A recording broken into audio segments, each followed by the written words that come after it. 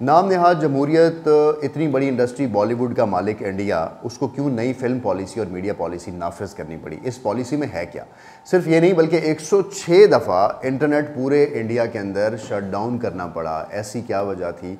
और ये रिपोर्ट, ये मैं नहीं कह रहा हूँ बल्कि इंटरनेशनल रिपोर्ट्स आपके सामने रख रहा हूँ, और ये सारी चीज़ें सवालिया निशान हैं कि भारत को ऐसा करना क्यों पड़ा।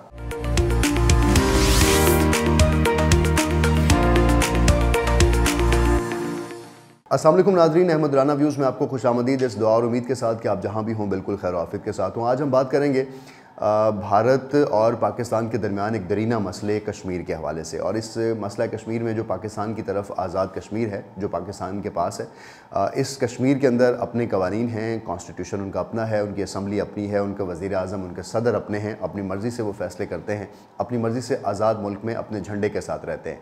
पाकिस्तान उनके साथ है और उनकी आज़ादी और उनकी तमाम जो फ्रीडम है और जो उनके ख़यालात हैं, जो उनका नज़रियात हैं, पाकिस्तान उनका एडवोकेट है, पाकिस्तान उनका ख्याल रखता है।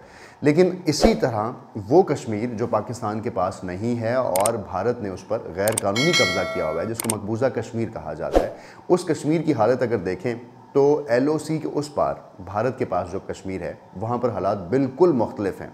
जितनी बातें मैंने आपको पाकिस्तान के अंदर बताई, ये सारी वहाँ पर तब्दील हैं, और ऐसे तलख हक़ाइक़ हैं, ऐसी परेशान कुन सूरत हाल है कि दुनिया की बड़ी डेमोक्रेसी नाम नहाद जमहूरियत भारत जो है, उस पर एक सवालिया निशान है कि एक ऐसी सेकुलर स्टेट है जहाँ पर अक़लियत कहीं भी हों, कश्मीर के अंदर हों या भारत के अंदर हों, वहाँ पर वो परेशानी का शिकार हैं, और उनके साथ एक ऐसी तकसीम है, ऐसी तफरीक है जो नहीं होनी चाहिए। कौन कौन सी चीज़ें इस वक्त मकबूजा कश्मीर में नाफिज हैं, मैं 3 एरियाज़ आपके साथ अभी शेयर करने जा रहा हूँ। वहाँ पर कुछ ऐसे कवानीन मुतारिफ़ करवाए गए हैं जहाँ पर उनकी आवाज़ को दबाया जा रहा है। सिर्फ ये नहीं, वहाँ पर उनके कुरिकुलम, उनके जो तालीमी निसाब है, उसके अंदर कुछ तब्दीलियाँ की जा रही हैं। इसके साथ साथ वहाँ के जो आबादी है, वहाँ के जो चौक चौराहे, रोड्स हैं, वहाँ की जो बिल्डिंग स्ट्रक्चर्स हैं, उनके नाम भी तब्दील किए जा रहे हैं, और तारीख़ से कुछ ऐसे हक़ाइक़ निकाले जा रहे हैं, और वहाँ पर एक नई तारीख़ लिखवाई जा रही है जो कि आने वाले दौर में, और जो कश्मीर के लोग हैं उनके ऊपर एक बहुत बड़ा सवालिया निशान है कि वो अपनी तारीख़ या अपने हक़ाइक़ को मसख़ कर रहे हैं और आने वाली जनरेशन को क्या देने जा रहे हैं। भारत या किसी भी जगह पर इस तरह की इंटेलेक्चुअल जो थेफ्ट है या इंटेलेक्चुअल किसी के साथ नाइंसाफ़ी है, इनजस्टिस है, ये भारत के अंदर हो रहा है। इसको अगर मैं आपसे शेयर करूं तो अखंड भारत का प्रचार करने वाली भारतीय जनता पार्टी मुसलमानों के अगेंस्ट, वो याद आती है जब स्टॉलिन ने रशिया के हुक्मरान होते वक्त वहाँ पर बहुत कुछ किया।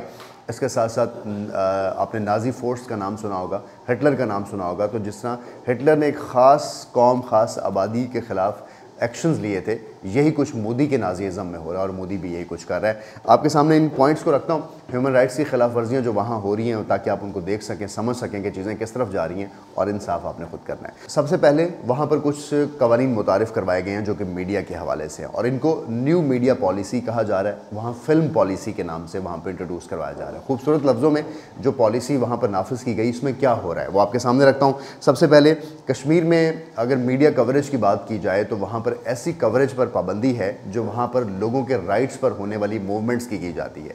आपको बताऊं कि वहाँ पर जो न्यू मीडिया पॉलिसी वहाँ पर 2 जून 2020 को नाफिज की गई, 53 सफ़हात पर मुश्तमिल इस पॉलिसी का जो क्रक्स है वो ये है कि वहाँ पर आपने वायलेंस नहीं दिखाना है। वहाँ पर अगर कोई शख्स अपने हक़ के बारे में बाहर आते हैं, आवाज़ उठाते हैं, तो उसके ऊपर भारतीय फोर्सेस जब अटैक करती हैं तो वो आप नहीं दिखा सकते हैं। इसके साथ साथ अगर वहाँ पर क्वेश्चन ऑफ सोवरेनिटी, यानी अगर आप अपनी सोवरेनिटी, अपनी आज़ादी, अपनी खुद मुख्तारी पर वहाँ कश्मीर के जो हमारे भाई बहन हैं आवाज़ उठाते हैं, तो अगर वो भी किसी ने आवाज़ उठाई तो इन न्यू मीडिया पॉलिसी लॉज के मुताबिक उनके खिलाफ कार्रवाई होगी। ना सिर्फ कार्रवाई होगी बल्कि पब्लिक सेफ्टी एक्ट, जो एक एक्ट है जो कि लोगों की सेफ्टी के लिए बनाया गया है, उस एक्ट के तहत भी कार्रवाई होगी कि ये शायद लोगों के लिए ख़तरा है। ये सिर्फ ये नहीं, वहाँ पर जो कश्मीरी इस तरह से रिपोर्ट कर रहे थे चीज़ों को, वहाँ पर ऐसे अखबार जो वहाँ पर लिख रहे थे कश्मीर की इन चीज़ों को, हक़ाइक़ दुनिया को बता रहे थे, उन हक़ाइक़ को मसख़ करने के लिए वहाँ पर 35 से 40 ऐसे जर्नलिस्ट हैं जिनके घरों पर रेड की गई और इस वक्त पुलिस कस्टडी के अंदर है और उनको छोड़ा नहीं जा रहा है, और उनके ख़िलाफ़ मुकदमात बनाए गए हैं ताकि आवाज़ों को दबाया जा सके और लोगों को मना किया जा सके कि आप वहाँ के जो असल हक़ाइक़ हैं वो दुनिया तक शेयर ना कर सकें। सिर्फ ये नहीं, मैं आपके साथ एक इंटरनेशनल एक्सेस रिपोर्ट शेयर करने जा रहा हूँ। इस रिपोर्ट के मुताबिक दुनिया में जहाँ जहाँ इंटरनेट ब्लॉक होता है या शट डाउन किया जाता है, उसका हवाला दिया जाता है। इस रिपोर्ट के अंदर भारत के अंदर 2021 के अंदर 106 दफ़ा इंटरनेट को ब्लॉक किया गया, सिर्फ इंटरनेट को 106 बार ब्लॉक किया गया। और हैरत होगी आपको जानकर कि 85 टाइम्स 85 दफ़ा ये इंटरनेट सिर्फ कश्मीर के अंदर बंद किया गया, जो भारत के पास गैर कानूनी तौर पर कब्जे में है। और वहाँ इंटरनेट क्यों बंद करना पड़ा? जाहिर है वहाँ उठने वाली आवाज़ों को, वहाँ रिपोर्ट होने वाले क्राइम्स को, वहाँ पर होने वाले वॉर क्राइम्स को, वहाँ पर लोगों की जो किडनैपिंग है, वहाँ पर लोगों पर चलने वाली पैलेट गन्स को की जो फुटेज और तस्वीर वहाँ पर रिपोर्ट की जाती थी ब्लॉग्स में, वो रोकी जा सकें।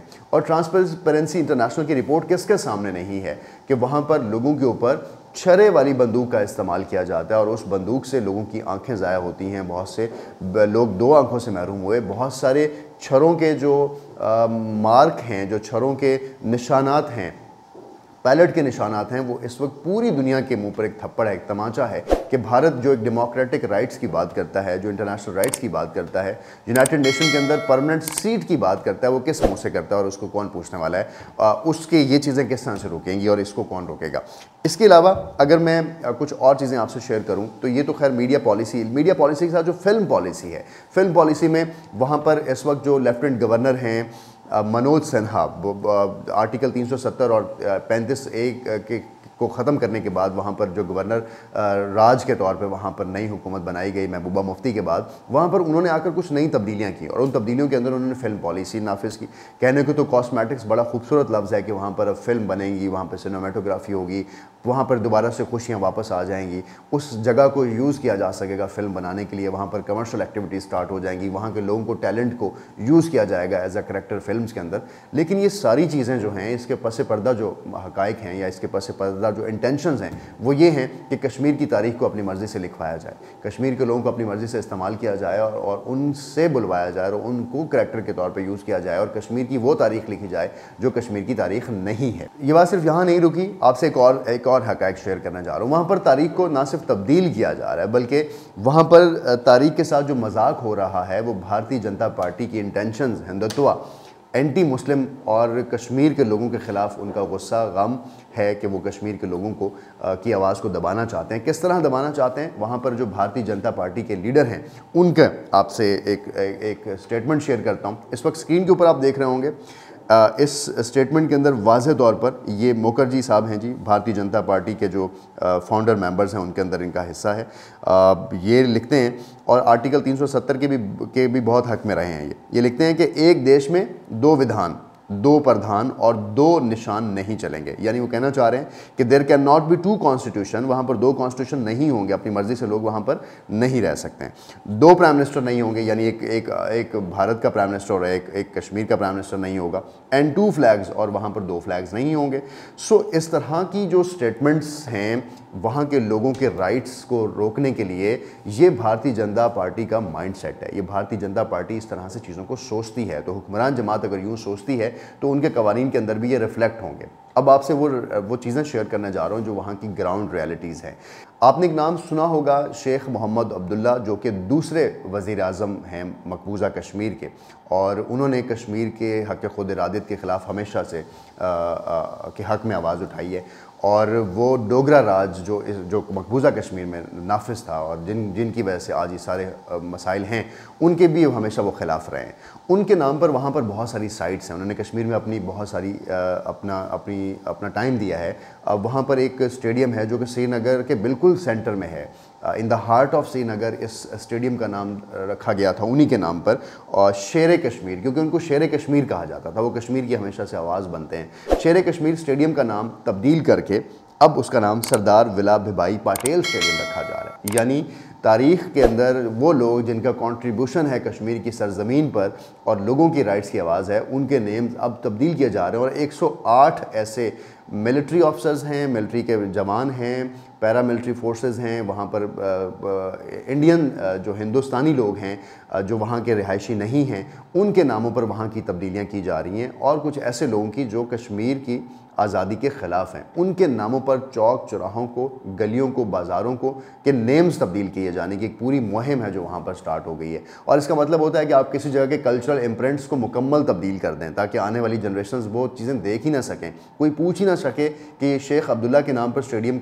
में जो नाम रखा गया है तो शेख अब्दुल्ला कौन था, तो उसकी तारीख को पटेल साहब के साथ मसख किया गया। सिर्फ ये नहीं बल्कि साउथ कश्मीर के अंदर एक इलाका है गवर्नमेंट डिग्री कॉलेज शोपियाँ, उसका नाम भी एक पैरा ट्रूपर जो जिन्होंने वहाँ पर कश्मीर के इलाके के अंदर अपनी सर्विसेज दी उनके नाम पर इम्तियाज़ मेमोरियल के नाम से उसको रिप्लेस किया जा रहा है। सिर्फ ये नहीं बल्कि वहाँ पर जो Kashmir public health engineering department है उसका नाम भी अब जल शक्ति डिपार्टमेंट रखा जा रहा है। तो उर्दू के साथ और कश्मीर के लोगों के साथ, मुस्लिम लोगों के साथ, उन लोगों के साथ जिन्होंने कंट्रीब्यूशन किया, इसके साथ हमेशा से आरएसएस की दुश्मनी रही है, बीजेपी की दुश्मनी रही है। इस वक्त भारत के अंदर बहुत सारी जगहों पर ये मुकदमात भी रिपोर्ट हुए कि लोगों को हल्फ जो है, रास्ती हल्फ जो है वो उर्दू में ना लिया जाए, तो जो लोग उर्दू में बोलते हैं उनको नापसंद किया जाता रहा। इसके अलावा बहुत से मुकदमात ऐसी जगहों पे आए, रिट्स की गई अदालतों में कि उर्दू के लफ्ज़ जो हैं वो उनके कोर्स और निसाब से निकाले जाएँ। तो निसाब के अंदर जो तब्दीलियाँ की जा रही हैं, जगहों के अंदर जो तब्दीलियाँ की जा रही हैं, ये सिर्फ इस वजह से की जा रही हैं कि जो डेमोग्राफिक्स ऑफ इंडिया हैं, ऑफ मकबूजा कश्मीर हैं, उसको वहाँ से आउट किया जाए और लोगों को वो चीज़ें ना बताई जाए और ना पता चलें। इसके साथ साथ अगर हम बात करें तो तारीख़ पाकिस्तान मकबूजा कश्मीर में मौजूद कश्मीरियों के हक़ में हमेशा से आवाज़ उठाई है। फैज़ अहमद फैज़ ने, अब्दुल कलाम आज़ाद खिलाफत मूवमेंट में बहुत ज़्यादा एक्टिव रहे पाकिस्तान में।